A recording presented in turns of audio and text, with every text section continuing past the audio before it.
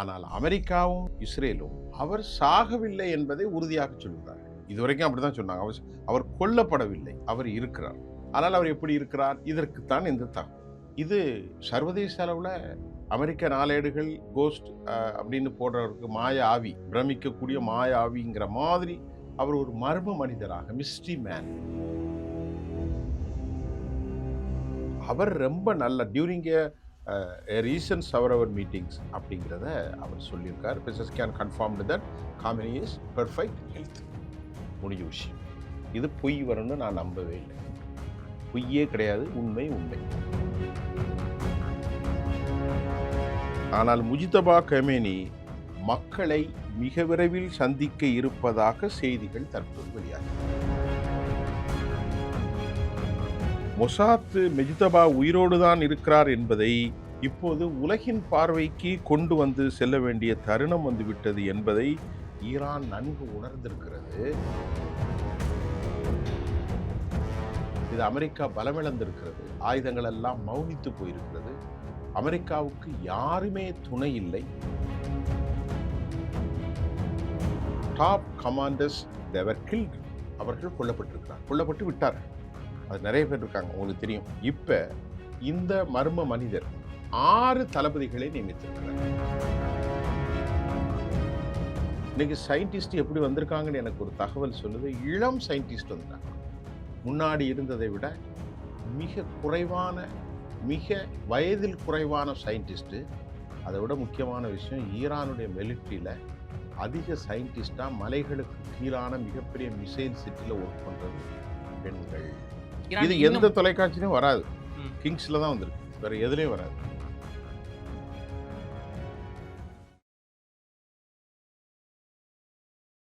ஆச்சி மசாலா, எந்த சமையலும் ருசி தேடும் ரகசியம். 20 ரூபாய். போர்வைக்கால அட்டகாச ஆடியோ ஆஃபர் ஸ்டார்ட் ஆகிருச்சு. போர்வைக்கால பொருட்கள் வாங்கி 1 கோடி மதிப்புள்ள கிஃப்ட்ஸ் வின் பண்ண வாய்ப்பை பெறுங்க.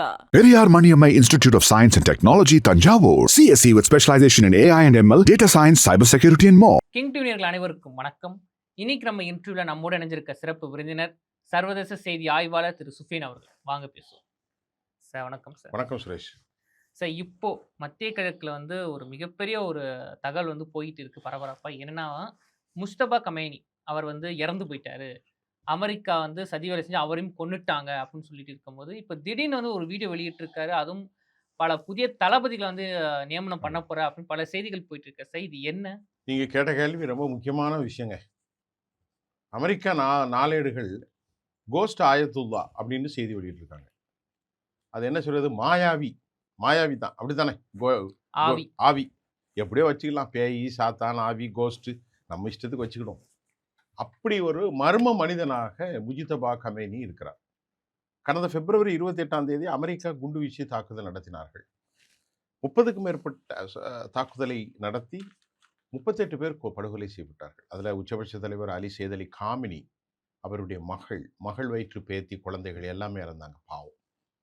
அதில் முஜிதபா கமேனி இவர் இருந்தார். இவர் அதில் கடுமையான சேதம் பட்டு முகமெல்லாம் சிதைந்து போய்விட்டதாக தொடர்ந்து பிப்ரவரியிலிருந்து ஆரம்பித்த அந்த விஷயம் மார்ச், ஏப்ரல், மே, ஜூன், ஜூலை ஒரு 5 மாதம் 6 மாதமா அவர் ஆளு காலி, இருந்தாலும் அவர் இனி வரமாட்டார் அப்படின்ட்டு ஸ்பெகுலேஷன் போய்கிட்டே இருந்துச்சு.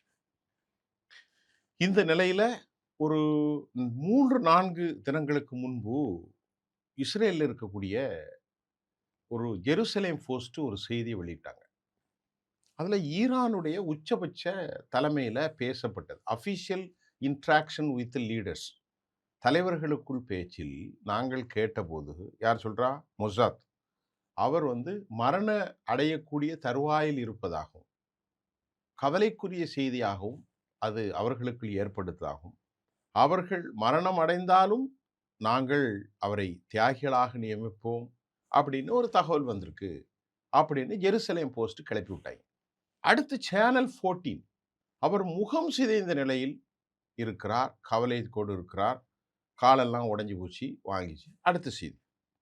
அடுத்த செய்தி அல் ஹதீத், இது அரபு அந்த ஊடகம் என்ன சொல்லுது? அவர் அந்த நாட்டிலே இல்லை, வெளிநாட்டுக்கு சென்று விட்டார். ஆனால் அமெரிக்காவும் யூதர்களும் இஸ்ரேலும் அவர் சாகவில்லை என்பதை உறுதியாக சொல்கிறார். இதுவரைக்கும் அப்படிதான் சொன்னாங்க. அவர் கொல்லப்படவில்லை, அவர் இருக்கிறார். ஆனால் அவர் எப்படி இருக்கிறார்? இதற்குத்தான் இந்த தகவல். இது சர்வதேச அளவுல அமெரிக்க நாளேடுகள் கோஸ்ட் அப்படின்னு போடுறவருக்கு மாய ஆவி, பிரமிக்கக்கூடிய மாய ஆவிங்கிற மாதிரி அவர் ஒரு மர்ம மனிதராக, மிஸ்ட்ரி மேன், அவரை குறித்து எந்த தகவலும் தெரியவில்லை. இந்த நிலையில் மசூஸ் பெசஸ்கியான் இன்று காலை ஒரு அறிக்கையை வெளியிட்டிருக்கிறார். யாரு? ஈரானுடைய பிரசிடென்ட் மிஸ்டர் மசூஸ் பெசஸ்கியான் இன்று காலை, அது இந்திய நேரப்படி காலை 8:16, Iranian President Masoud Pezeshkian says the Supreme Leader Mujtaba Khamenei conveyed a message of unity during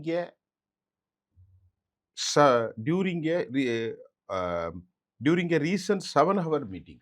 7 மணி நேர மீட்டிங்கில் நாட்டிற்குள் இருக்க வேண்டிய ஒற்றுமைகள் குறித்தும் மிக தெளிவாக என்னோடு பேசினார்.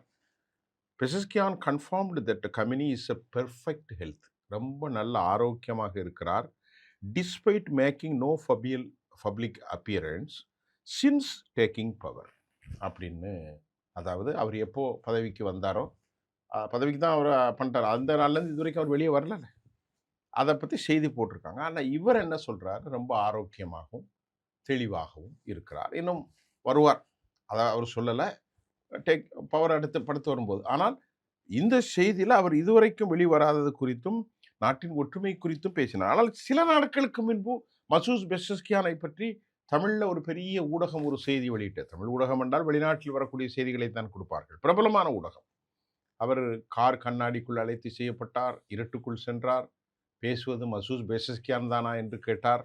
அப்படியெல்லாம் சொல்லப்பட்ட நேரத்தில் இன்று காலை அல் ஜசீரா வெளியிட்ட செய்தியில் தான் ஈரானிய சுப்ரீம் லீடர் மசூத் பெசஸ்கியான், அதாவது president Masoud Pezeshkian Mojtaba Khamenei conveyed, அவர் எங்களிடத்திலே ஒரு மெசேஜை தெரிவித்தார். எ மெசேஜ் ஆஃப் யூனிட்டி, இது ஒற்றுமைக்கான ஒரு செய்தியாக இருந்தது. அவர் ரொம்ப நல்ல டியூரிங் எ ரீசன்ட் 7-hour மீட்டிங்ஸ் அப்படிங்கிறத அவர் சொல்லியிருக்கார். Pezeshkian confirmed that Khamenei is perfect health. முடிஞ்ச விஷயம். இது பொய் வரும்னு நான் நம்பவே இல்லை. பொய்யே கிடையாது, உண்மை உண்மை. ஆனால் ஏன்னா இது பிரசிடென்ட் அறிவிச்சிருக்காரு. பிரசிடென்ட் அறிவிச்சிட்டு நாளைக்கு இல்லைன்னு சொன்னால் பெரிய கேவலப்பட்டுவோம் நாட்டின் நம்பகத்தன்மை. சரி, என்ன கேட்க வந்தீங்க? இல்லை சார், இப்போ இந்த தகவலை வெளியிடுவதற்கு காரணம் என்ன சார்? ஏன்னா இதுக்கு முன்னாடி வரைக்கும் மற்ற நாடுகள் என்ன சொன்னாங்கன்னா முஸ்தபா அவர்கள் இறந்தே விட்டார். ஆமாம், அதுக்கு பதில் சொல்ற விதமாவா இல்லை ஒரு வேற என்ன காரணம்? உண்மைதான். அதாவது இப்போ அதுக்கு முன்னாடி அமெரிக்காவுடைய நாளிதழ்களில் அவரை பற்றி என்ன வந்திருக்கிறதுன்னு சொன்னேன். அவர் பயங்கர அடிப்பட்ட, ஏஞ்சிக்க முடியாது, வந்திருக்கு. ஒரு கோஸ்ட் ஆயத்துதான், அதை இப்போ சொன்னேன். அது பல யூத நாளிதழ்களிலும் யூரோப்பிய நாளிதழ்களிலுமே அவர் முடிஞ்சாருன்னு வந்துச்சு. அதுக்கப்புறம் தான் நேற்று முன்தினம் முஜிதபா கமேனியுடைய 12 செகண்ட் ஒரு வீடியோவை யார் வெளியிட்டிருந்தா? வந்து மெஹருங்கிறது அந்த நாட்டுக்குள்ளே இருக்கக்கூடியது. நிறைய தஸ்னீம் இருக்குது, மெஹர் இருக்குது, அஃபீஷியல். அவங்க 12 செகண்ட் தான், இவ்வளோதான். 12 செகண்டில் அப்படி உட்காந்துட்டு இருக்காரு. நீங்கள் பார்த்துருப்பீங்க, நான்லாம் பார்த்தேன். ஆனால் அவர் வாயை திறக்கலை. ஏன்னா வாய் திறந்தா அந்த பேச்சில் அக்னோஸ்டிக்ஸ் என்ற ஒரு தொழில்நுட்பத்தை பயன்படுத்தி இந்த மூச்சு, பின்னணி தகவல்கள் எல்லாத்தையும் எடுத்துருவாங்களாம் மொசத்து. அதனால் அப்படி இந்த கிளாரிக்ஸ், அது இஸ்லாமிக்கு ஆய்வாளர்கள் ஷியா தலைமையோடு உட்காந்து இப்படி பேசுகிற படம் 12 செகண்ட் தான். இப்போ அந்த செய்திக்கு பின்னாடி இதை அமெரிக்காவும் இஸ்ரேலும் என்ன சொல்கிறது என்றால், அஃபீஷியலாக சொன்னார்களா இல்லையான்னு தெரியல, இது ஏற்கனவே எடுக்கப்பட்ட படம் என்று சொல்லப்பட்டிருக்கிறது. ஆனால் முஜிதபா கமேனி மக்களை மிக விரைவில் சந்திக்க இருப்பதாக செய்திகள் தற்போது வெளியாகியிருக்கிறது. இதுவும் ஈரான் அறிவிக்கவில்லை, தற்போது செய்திகள் வெளியாகியுள்ளது. இந்த நிலையில்தான் சிஏயும் மொசாத்தும் ரொம்ப அதிகமாக மெனக்கெடுகிறார். இவரை கண்டுபிடிப்பது, இவர் எப்படி இருக்கிறார், யாது செய்கிறார், எங்கே இருக்கிறார், இவரை காலி செய்வதை விட இவர் இருப்பை, எக்ஸிஸ்டன்ஸ் கண்டுபிடிப்பதில் பல கோடி மில்லியனை செலவு பண்ணிட்டு இருக்காங்க. எவனுக்கெல்லாமோ ரூபா கொடுக்கணுமோ. ஆனால் மொசாத்து முஜிதபா உயிரோடு தான் இருக்கிறார் என்பதை இப்போது உலகின் பார்வைக்கு கொண்டு வந்து செல்ல வேண்டிய தருணம் வந்துவிட்டது என்பதை ஈரான் நன்கு உணர்ந்திருக்கிறது. ஆனால் நான் இப்போ சொன்னது எல்லாம் மெஹரில் வந்தது ஒன்று. அதைவிட உறுதியான தகவல் ஈரானுடைய பிரசிடென்ட்டுடைய அறிவிப்பு தான் ரொம்ப உறுதியான தகவல். அதைவிட உறுதியான தகவல் ஒன்றுமில்லை. இது அமெரிக்காவுக்கு ஈரான் கடும்போக்குவாத இஸ்லாமிய சிந்தனைவாதிகளால் இன்னும் அமெரிக்காவை காலி செய்யும் நடவடிக்கை என்பதில் ஒரு பத்திரிகையாளனாக இது போக்கு ரொம்ப மோசமான போக்கு தான். இது அமெரிக்கா பலமிழந்திருக்கிறது. ஆயுதங்கள் எல்லாம் மௌனித்து போயிருக்கிறது. அமெரிக்காவுக்கு யாருமே துணை இல்லை. அதாவது கடந்த போரில் ஆப்கனிலும் கூட நேட்டோ இருந்தார்கள், ஈராக்கில் ஆட்கள் இருந்தார்கள், வியட்நாமிலும் இருந்திருப்பார்கள். ஆனால் இன்றைக்கு அவர்கள் யாரும் இல்லை. ஸ்கெப்டாலோ தனித்து வைக்கப்பட்டிருக்கிறது. அமெரிக்கா கண்ட்ரி வந்து உட்பி இருந்து கொண்டிருக்கிறது, இருக்கிறார்கள், isolated from international community during the war. இந்த போரில் அவர்கள் உலக சமூகத்திலிருந்து தனித்தே இருக்கிறார்கள் என்பது 100% கைது. நேட்டோ வரல, யாருமே வரலையே அவர்களுக்கு. ஓகே இருந்து சார். Okay sir. இஸ்ரேல் மட்டும் வந்துச்சு. இப்போ இஸ்ரேலையும் கலத்தி விட்டாங்க. இஸ்ரேலையும் கலத்தி விட்டாங்க. அதை பற்றியான செய்தி நம்ம அப்புறம் சொல்கிறேன். இவ்வளோ நிலைமையில இருக்கு. சொல்லுங்க. Okay sir. இந்த டைம்ல வந்து அதிபர் அவர்கள் இன்னொரு விஷயம் சொல்லியிருந்தாரா, அதாவது முஸ்தபா அவர்கள் வந்து புதிய தளபதியை நியமிச்சிருக்காரு அப்படின்னு சொல்லியிருக்காங்க. சரி, இது எதுக்காக? அடுத்த கட்ட போரை நோக்கியா என்ன? இது வந்து ஃபினான்சியல் டைம்ஸ் வந்து ஒரு செய்தியை வெளியிடுது. ஃபைனான்சியல் டைம்ஸ் மட்டும் வெளியிட்டதை நான் நேற்று நைட்டு பார்த்தேன். எனக்கு அதை விட நான் உறுதியாக சொல்கிறது, எப்போதும் இந்த மத்திய கிழக்கு செய்திகள் எனக்கு ரொம்ப உறுதியாக கொடுக்கறது அல் ஜசீரா தான். இப்போ என்கிட்ட அல் ஜசீராவுடைய தகவல் கையில் இருக்கு. ஃபினான்சியல் டைம்ஸ் லண்டன்லேருந்து வருகிறது. அது அந்த செய்தியில் என்ன சொல்லியிருக்கிறாங்க, ஐஆர்ஜிசியினுடைய பஸ்ஸி டொமஸ்டிக்ஸ் ஃபோர்ஸஸ் வார் டைமில், the formalising war time, the leadership structure after several top commanders they were killed. அவர்கள் கொல்லப்பட்டு விட்டார்கள். அது நிறைய பேர் இருக்காங்க, உங்களுக்கு தெரியும். இப்போ இந்த மர்ம மனிதர் 6 தளபதிகளை நியமித்திருக்கிறார். அப்போ அவர் எவ்வளோ ஆக்டிவாக இருக்கார் பாருங்க. முதலாவது தளபதி அலி அப்துல்லாஹி, இரண்டாவது தளபதி ஹைதிரி அகமது வாஹிதி, அடுத்து மொசுத்தஃபா இஸ்ஸதி, அதனை அடுத்து அலி ஒஸ்மாஇ, அதற்கு பிறகு ஹுசைன் சாயிப். எத்தனை தலைவர்கள்? உங்களுக்கெல்லாம் பேர் வராது.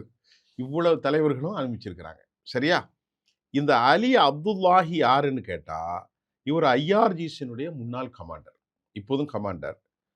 இவர் வந்து already been overseeing the general staff during the war. இந்த போர்ல முக்கியமான ஒரு பணியில் இருந்தார்.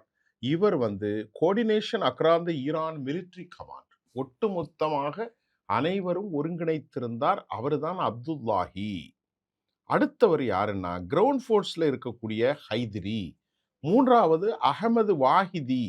இவர் யாருன்னா ஐஆர்ஜிசியினுடைய வந்து கமாண்டராக இருந்தார்.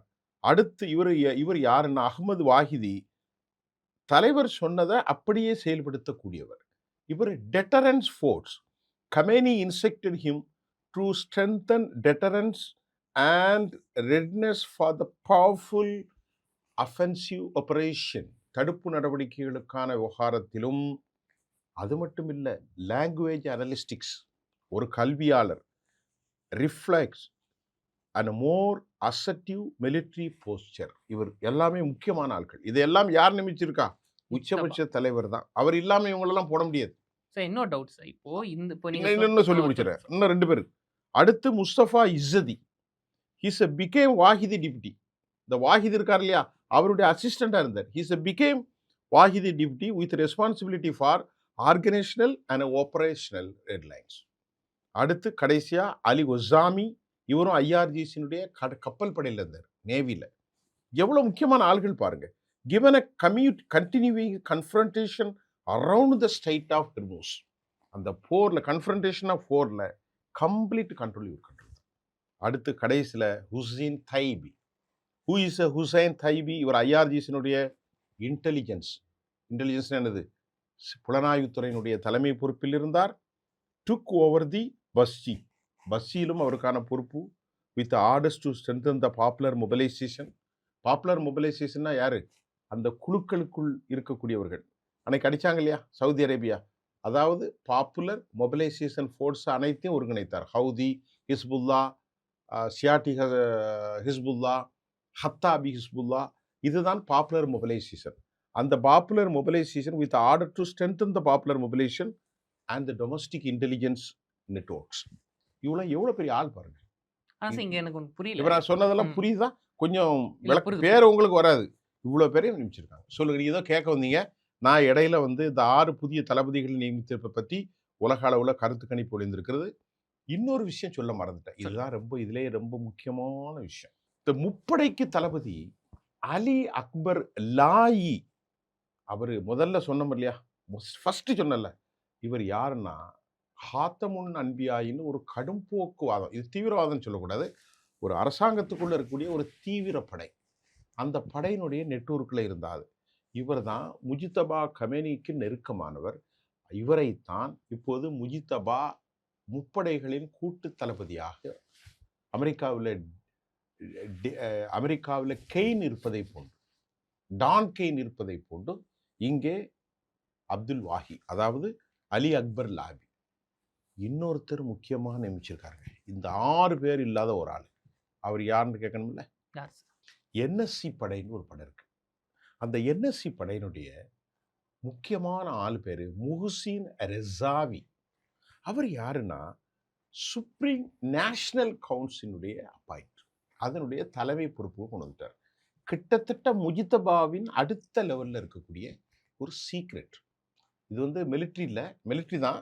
இது வந்து எஸ்எஸ்சி படை, நாட்டு என்எஸ்சி எஸ்எஸ்சி படையின் முஹ்சின் ரெசாவி, அவர் சுப்ரீம் நேஷனல் கவுன்சிலில் நியமிக்கப்பட்டிருக்கார். இது பல நாடுகளில் மிகப்பெரிய ஆச்சரியத்தை ஏற்படுத்தி இருக்கிறது. இது அல்லாமல் இந்த போர்கட்ட காலத்தில் ஈரான் ஏராளமான ஆயுதங்களை மொத்தமாக இம்போர்ட் பண்ணிவிட்டார்கள். இப்போ நீங்க கேளுங்க கேள்வி. இல்ல சார், இப்போ ஈரான்ல வந்து அயல்துல்லா காமினி இருக்கிற வரைக்கும் ஈரான் தொட முடியாதுன்னு சொல்லி தான் அவரை கொண்டாங்க. அடுத்த முஸ்தபா கமனி அவர்கள் வந்தாரு. ஆனா அவருக்கும் தெரியும், அதாவது அடுத்த பிளான் நம்மள கொடுறதா இருக்கும். ஏன்னா நம்ம இருக்கிற வரைக்கும் ஈரான் தொட முடியாது சார், பிளான் போட்டு கொடுக்குறது இவர் தான். ஆனா இப்போ வெளிப்படையா வந்து இத்தனை தளபதி நியமிச்சிருக்காரு. இப்போ அமெரிக்காவுக்கும் சரி இஸ்ரேலுக்கும் சரி அடுத்த பாரு இந்த தளபதி கிட்ட போகாதுங்களா? அப்ப இந்த தளபதிகளை கொன்னாலே ஈரானை பிடிச்சிட முடியுன்ற ஒரு இது வராதுங்களா? ஆனா வெளிப்படையா தகவல் வெளியே வந்து, அதாவது இந்த மாதிரி தளபதியை கொண்டா ஒரு 10,000 தளபதி வரும். அது நடக்காது. ஏன்னு கேட்டா, இதனால இழப்பீடு அவர்களுக்கு தான். உச்சபட்ச தலைவர் சையத் அலி காமினியை கொலை செய்தார்கள். அதற்கு பிறகு அவருடைய பையன் வந்து விட்டார். இவரை கொலை செய்தால் இன்னும் பல காமினிகள் தோன்றுவார்கள்.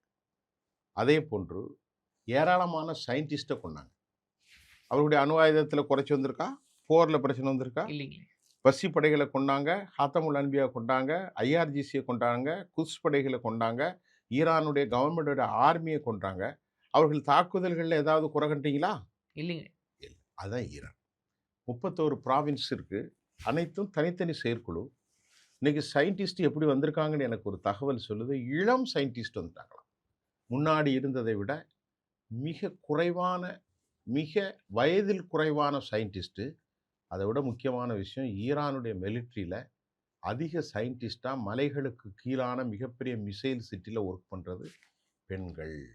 சார் நீங்க இவ்வளவு விஷயம் சொல்லும்போது ரொம்ப நான் சொல்றதுக்கு தெரியுதா? பெண்கள், ம். பெண் சயின்டிஸ்ட் தான் 60% வரைக்கும் 40% வரைக்கும் கம்ப்ளீட்டாக ஆர்டிஃபிஷியல் இன்டெலிஜென்ஸில் ஒர்க் பண்ணுறாங்க. அந்த அளவுக்கு செக்கப்பாக இருக்க போய் தான் இதை 6 கொண்டா இன்னொரு 6, இன்னொரு 6 கொண்டா இன்னொரு 60 வந்துக்கிட்டே தான் இருக்கும். இவர்களால் கொள்ள முடியாது. ஏன்னு கேட்டால் இன்றைக்கி நிறைய பேரை தூக்கில் போட்டாங்க. எங்கள் மொசாத் உளவாளிகளை. அது மட்டும் இல்லாமல் அவங்க நெட்வொர்க்கு அமெரிக்காவுக்கும் மொசாத்துக்கும் சமமான நெட்வொர்க்காக அவங்களுடைய உளவு அமைப்பையும் பலப்படுத்திட்டாங்க. ஓகே சார், நிறைவான கேள்வி. இப்போ இவ்வளவு தகவல் நீங்க சொல்லிக்கு இதெல்லாம் கேட்கும் போது எனக்கு பிரமிப்பா இருக்கு. இது ஈரான் எந்த தொலைக்காட்சியிலும் வராது. ம். கிங்ஸில் தான் வந்திருக்கு, வேற எதுலேயும் வராது. Okay sir. ஆனா இவ்வளவு பிரம்மாண்ட தகவல் கேட்கும்போது ட்ரம்ப் அவர்களுக்கு எப்படி சார் இருக்கும்? ஏன்னா இத்தனை தகவல் கண்டிப்பா அவருக்கும் போயிருக்கும். அப்ப ட்ரம்ப் அவர்களுக்கும் நெதன்யாகு அவர்களுக்கும் அடுத்த கட்ட மூவ் என்ன சார்? அவங்களுக்கு வயிற்றுப்போக்கு தான் வராத குறை. ஏன்னா நிரூபிக்கப்பட்டது, ப்ரூவன்ஸ் ரெக்கார்டட், நிரூபிக்கப்பட்ட ஒரு ஆதாரம். ஏன்னா உலகத்தில் இன்வின்சிபிள் ஃபோர்ஸ்ன்னு சொல்லுவான் இங்கிலீஷில். இன்வின்சிபிள் ஃபோர்ஸ் அப்படின்னா என்ன அர்த்தம்? யாராலையும் வெற்றி கொள்ள முடியாத ஒரு தலைவர். ஆனால் இன்றைக்கு வெற்றி கொள்ள முடியாத ஒரு தலைமையை வெற்றி கொண்டு வருகிறார். நல்லா புரிந்து கொள்ளுங்கள். இப்போ அமெரிக்க அதிபருக்கும் இஸ்ரேலுடைய அதிபர் பெஞ்சமின் நெதன்யாகுவுக்கும் கடுமையான மோதல். வெளிப்படையாக அவர் சொல்லிட்டார். யாரு? பெஞ்சமின். ஆம், உண்மைதான். எனக்கும் அமெரிக்க அதிபர் டொனால்ட் ட்ரம்புக்கும் மோதல் இருக்கிறது. காரணம் என்ன? ஈரானோடு அவர் சமாதானத்துக்கு முயல்கிறார். அது இஸ்ரேலுக்கு பிடிக்கவில்லை. இஸ்ரேலுடைய பிரதமர் பெஞ்சமின் நெத்தானியாகு, பென் கேவிர், பெஸ்லேல் சுமோட்ரிச்சி, இஸ்ரேல் கர்ட்ஸ், கிரிடியன் சார் போன்ற நாப்தாலின் பெனட் போன்ற தீவிர போக்குடையவர்களுக்கு பிடிக்காது. சரி சார். அவர்களுக்கு இஸ்ரேலை இருக்க வேண்டும் என்றால் இந்த அடிமைகளாக அரபுகள் இருக்கணும். சவுதி அரேபியா அடிமை, யுஏஇ அடிமை, பஹ்ரைன் அடிமை, குவைத் அடிமை, கத்தர் அடிமை, ஓமன் அடிமை. அப்போ அடிமையோடு சிரியாவும் அடிமை. எல்லா அடிமைகளை போன்று அவர்கள் ஒரு அடிமையாக இருக்க வேண்டும். அவர்கள் அனைவற்றும் அரபு முஸ்லீம்கள், சுன்னா பிரிவை சார்ந்தவர்கள். இவர் முஸ்லீம் தான், ஆனால் இவர் சியா முஸ்லீம். கொள்கையில் தான் மாற்றம், வேறு மற்றும் இல்லை, இனமே வேறு. இவர்கள் அரபுகள், ஈரானியர்கள் அரபியர்கள் அல்ல, அவர்கள் பெர்ஷியர்கள். அதை பற்றி நான் அடுத்து நம்ம கொடுப்போம் ஒரு கலாச்சாரத்தில். இப்போ அமெரிக்கர்களுக்கு ஏன் பிரச்சனைன்னா, காசாவில் இஸ்ரேல் பட வெளியாகுண்டு யார் சொல்கிறா? டொனால்ட் ட்ரம்ப் சொல்கிறாரு. போர்ட் ஆஃப் பீஸ்ன்னு ஒன்று போட்டிருக்காரு. அந்த போர்ட் ஆஃப் பீஸின் மூலம் ஆயுதங்களை ஹமாஸ் வைக்க இஸ்ரேல் பஃபர் சோன்லேருந்து வெளியே போகும். அது அமெரிக்கா என்ன திட்டம் என்றால், சவுதி மற்ற நாடுகளோடும் சேர்ந்து அந்த நாட்டை சுதந்திரம் கொடுக்குறோமோ இல்லையோ, துபையை போன்ற உருவாக்கி நீண்டகால பிரச்சனைக்கு ஒரு தீர்வு கண்டு விட வேண்டும் என்று நம்புகிறார்கள். யாரு? அமெரிக்கர்களும் மற்ற அமெரிக்க கூட்டாளிகளான கத்தர் போன்றவர்கள். இதால தானே பிரச்சனை வருது. இதை முடிச்சிட்ட பிரச்சனை வராது இல்லை. Okay sir. இது யாரு இவங்க பிளான் என்ன சார்? ஏன்னா முஸ்தபா அவர்கள் வந்து வெளிப்படையா அந்த வீடியோ வெளியிட்டிருக்காரு. நீங்க அமெரிக்கா பிளான் நான் சொல்லியிருக்கேன், நீங்க முஜித்தபா கேக்குறீங்க. ஆமா சார். முஸ்தபா அவர்கள் வந்து வீடியோ வெளியிட்டிருக்காரு, தளபதி நியமிச்சிருக்காரு. இப்போ இதை பார்த்த பிறகு ட்ரம்ப் அவர்களுக்கும் பெஞ்சமின் அவர்களுக்கும் அடுத்த பிளான் என்ன? அடுத்த பிளான் என்னன்னு நம்மகிட்ட சொல்ல மாட்டாங்களே. அவங்க பிளான் என்ன? இல்ல பயந்துட்டாங்களா? இல்ல என்ன டவுட் என்ன இருக்கு? இப்ப சமாதானத்துக்கு போயிட்டு இருக்காங்களே. அதெல்லாம் இப்போ இங்க கேட்ட கேள்விக்கு ஒரு முக்கியமான பதில். அவர்கள் அடுத்த பிளான் என்ன என்பதை இந்த பிளானை பார்த்தாச்சுன்னா, ஈரான் வந்து 6 நிபந்தனைகளை வச்சிருக்கிறாங்க. இந்த பிளானை பார்த்தாலே அமெரிக்கா வந்து சமாதானம் பேசுறேன், ஈரான் சொல்லிட்டான் உங்ககிட்ட சமாதானம் பேச மாட்டேன். அதாவது வாட்ஸ்அப்பில் எஸ்எம்எஸ்ல மெசேஜ் அனுப்புகிற மாதிரி என்னுடைய நண்பர்களுக்கு அனுப்புவேன். சரி. பாகிஸ்தானில் இருக்கக்கூடிய ஆட்களுக்கோ இல்லது மற்றவங்களுக்கோ அதை நீ தெரிஞ்சிக்கோ. அதை ஏற்றுக்கொண்டால் நீ சமாதானத்துக்கு வா. ஆனால் மேடையில் உட்காந்து பேசுறது இதெல்லாம் நடக்காது. யார் சொல்லிட்டா? ஈரான் சொல்லிட்டாங்க. முதலாவது நிம்பதை நீ முதல்ல இங்கேருந்து காலி பண்ணு. எனக்கும் ஓமனுக்குள்ள பிரச்சனை நாங்கள் பார்த்துக்கோ, நீ முதல்ல போ. சரி. நீ 10,000 மைல்லேருந்து இங்கே வந்து எங்கள் அடாவடி பண்ணிட்டு இருக்க, நீ போ. 2வது பிரச்சனை, இழப்பீடு கொடு.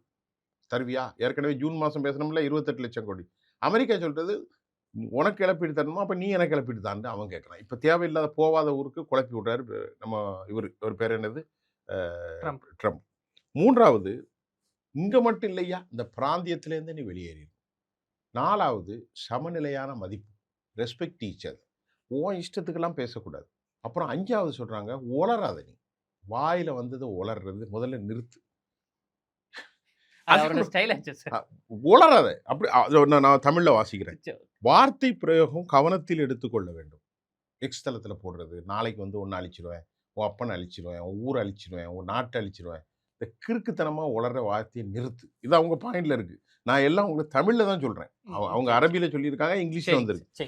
அதற்கப்புறம் எங்கள் மேலே போடக்கூடிய சர்வதேச அப்டக்கிள், தடைகள், அது எல்லாத்தையும் நீக்கிடும். நாங்களும் உங்களை மாதிரி வியாபாரம் பண்ணணும். ஏன் தேவைப்பட்ட அமெரிக்கர்களை கூட நாங்கள் வியாபாரம் பண்ணுவோம். கடைசி பாயிண்ட்டு, எங்கள் பணத்தை முடக்கி வச்சுருக்கா இல்லையா, அதை கொடு. இதெல்லாம் சரியாக வந்தால் பேச்சுவார்த்தை, இல்லைன்னா போயிட்டாரு. ஓமனோடு பேசி முடிச்சிட்டாங்க. அதனால் கப்பல் ஒரு வழியில் போயிட்டு இன்னொரு வழிக்கு வரும். நடவடிக்கை தொடர்கிறது. இதுதான் இன்னைக்குள்ள செய்தி. நன்றிங்க சார். தொடர்ந்து பேசுவோம். நன்றி. ஆச்சி மசாலா. எந்த சமையலும் ருசி தேடும் ரகசியம் 20 ரூபாய். போர்வைக்கால அட்டகாச ஆடியோ ஆஃபர் ஸ்டார்ட் ஆகிருச்சு. போர்வைக்கால பொருட்கள் வாங்கி 1 கோடி மதிப்புள்ள கிஃப்ட்ஸ் வின் பண்ண வாய்ப்பை பெறுங்க. Periyar Maniammai Institute of Science and Technology, Tanjavur. CSE with specialization in AI and ML, data science, cybersecurity and more.